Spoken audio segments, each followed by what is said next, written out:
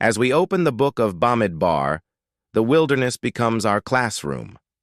The Hebrew title, Bamidbar, meaning in the wilderness, reminds us that divine purpose is often revealed not in comfort, but in the uncharted places of life. In the barren desert, far from the structured society of Egypt and not yet within the promised land, God shapes a people. He doesn't leave them wandering aimlessly. He counts them, organizes them, assigns them roles, and places himself at the center of their camp. At the opening of the book of Numbers, or Bamidbar, God commands a census of the people. Rashi explains this repeated counting as an expression of divine love. Just as one lovingly counts precious jewels, so God counts his people, each time reflecting a unique context and purpose. Ramban deepens this insight by noting that each was counted by name and by family, affirming that no one was anonymous before God. Dignity and belonging were conferred in this act. In God's kingdom, to be counted is to be cherished. This portion teaches deeply about leadership and communal structure. The orderly camp, with tribes arranged by flag and family under leaders, was not about military strength but spiritual discipline. Rabbi Samson Raphael Hirsch understood this arrangement as preparation for nationhood under divine law, not conquest by force, but unity through holiness. Even Moses, despite his greatness, did not lead alone. As Midrash Bamidbar Rabbah notes, tribal heads were appointed, each entrusted with authority and responsibility. Leadership, we learn, must be marked by humility, collaboration, and service, not dominance. Yet the journey from Sinai to Kadesh, though short in distance, revealed a painful truth. Spiritual growth is fragile. According to Midrash, idolatry surfaced even on the day of revelation. God had declared, "I am the Lord your God who brought you out of Egypt," but the people quickly fell into fear and forgetfulness. Their story mirrors the universal human condition, quick to stray, slow to trust. Even Yeshua's closest disciples, in Mark 14:50, fled in fear. Yet Hebrews 3:12 exhorts us to remain faithful, warning against unbelieving hearts. Unlike Israel's faltering, Yeshua remained steadfast, embodying the faithfulness we are called to emulate. The wilderness, Bamidbar, holds layers of meaning. The Midrash teaches that the desert was the setting of divine revelation not by accident, but by divine design. Because no man owns the wilderness, the Torah given there belongs to all who seek it. The Zohar reveals that in the desert, the ego is quieted. It is there that Torah can be truly received. The Mechilta Darashbi points out that had the Torah been given in a populated land, people would have laid exclusive claim to it. In contrast, the desert offers Torah to anyone ready to receive it. The Pesikta Darav Kahana adds that unless a person humbles themselves like the desert, they cannot truly merit the words of Torah. Rabbi Yosef Yitzchak of Lubavitch notes that it is no coincidence that this portion is read just before Shavuot, the spiritual wedding between God and Israel. As a groom is called to the Torah before his marriage, so we read Bamidbar before Shavuot, symbolizing our readiness to receive the covenant anew. Rabbi Meir Shapira of Lublin reminds us that the Torah was given by fire, water, and desert. Echoing Abraham's faith in the furnace, Israel's leap into the sea, and their long walk through the wilderness. Jeremiah 2:2 captures this beautifully. I remember the kindness of your youth, your bridal love, your following after me in the desert, in an unsown land. Even the act of counting is elevated with spiritual significance. Midrash Rabbah lists 10 times Israel was counted, from the descent into Egypt to the prophetic future in the days of Messiah, when the flock will again be numbered by the shepherd. Rashi notes that following the incident of the golden calf, God counted those who remained, a tender act of remembering and restoring. Nachmanides reveals that the Hebrew word for count, pakod, also means to remember, or to care for, affirming God's continual concern. The Hasidic masters point out the paradox. A census affirms both the worth of the individual and the equality of the whole. Every person is one, not more, not less. Only those from the age of 20 and upward were included in the census. Why?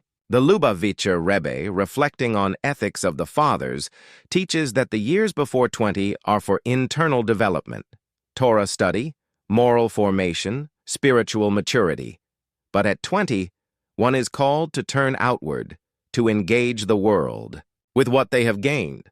One who never transitions to this phase remains incomplete. Service in the army of Israel requires both inner preparation and outer contribution. When it came to organizing the encampments, each tribe stood by its flag and its father's house. Midrash Rabbah paints a vivid picture.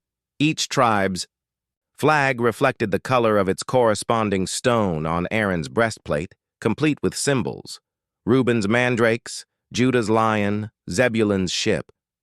This was not decorative, it was identity.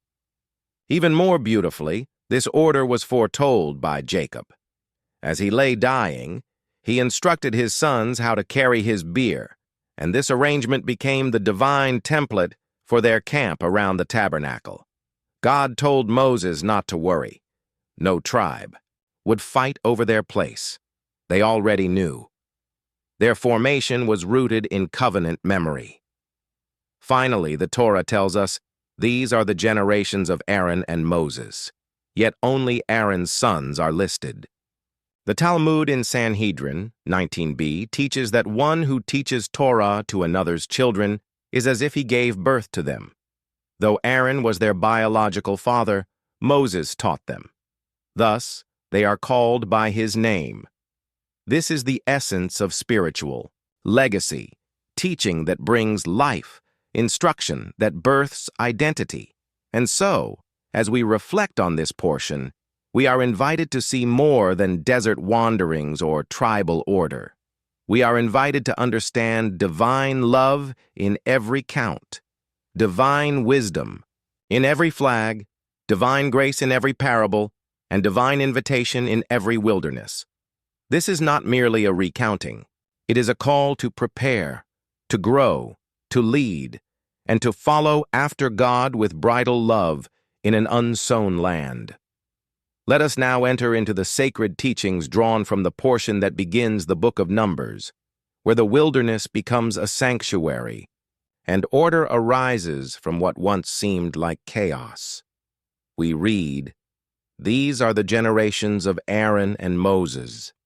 And yet, the Torah immediately names only Aaron's sons, Nadav, Avihu, Eleazar, and Itamar. Rabbi Shmot explains that while Moses' sons were also among the descendants, they did not merit positions of leadership. Why? Because they were not present during the foundational moments of Israel's journey, neither the Exodus nor the parting of the sea. They had remained in Midian with their grandfather, Jethro, and missed the trials that shaped the nation. Leadership in Israel, then, is not based merely on lineage, but on shared history and sacrifice. This verse subtly shifts the order of names. Sometimes Moses comes before Aaron, sometimes Aaron precedes Moses. The Midrash notes that this is no inconsistency, but a divine reminder that both brothers are of equal importance. God honors both equally, even when human eyes might see differences in their roles.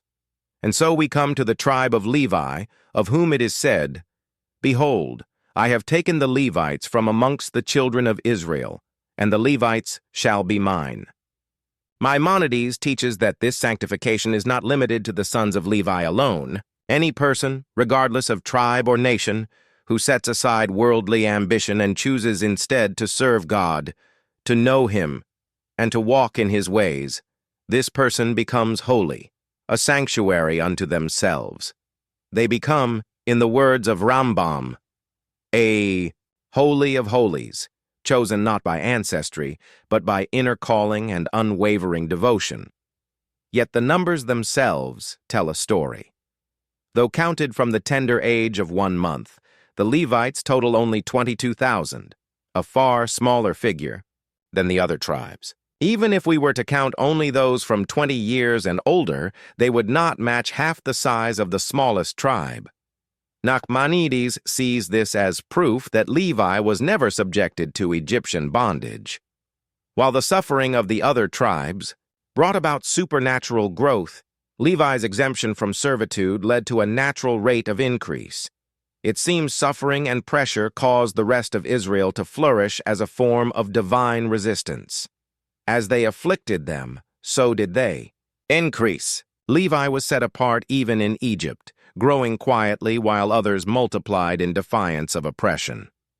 When the count revealed that there were 273 more firstborn Israelites than Levites available for redemption, the solution had to be both fair and divinely guided. Rashi and the Talmud point out that while the total number of Levites appears to be 22,000, the individual clan counts actually total 22,300. Why the discrepancy? Because 300 of them were themselves firstborn and thus could not redeem others. Moses, ever the faithful shepherd, devised a lottery system. On slips of parchment, he wrote Levite on 22,005 shekels on 273. Each firstborn drew a slip. If it said Levite, he was redeemed. If it read 5 shekels, he paid for his redemption. A sacred transaction, yes, but also a moment of transparency and trust. As we explore the sacred tasks of the Levites, we find their responsibilities divided among 3 families. The Kohathites were charged with the most sacred items, though they never looked upon them directly. The Gershonites tended the curtains and coverings. The Merarites bore the weighty beams and sockets. Sforno reminds us that while these tasks varied in visibility, each was essential to maintaining God's dwelling.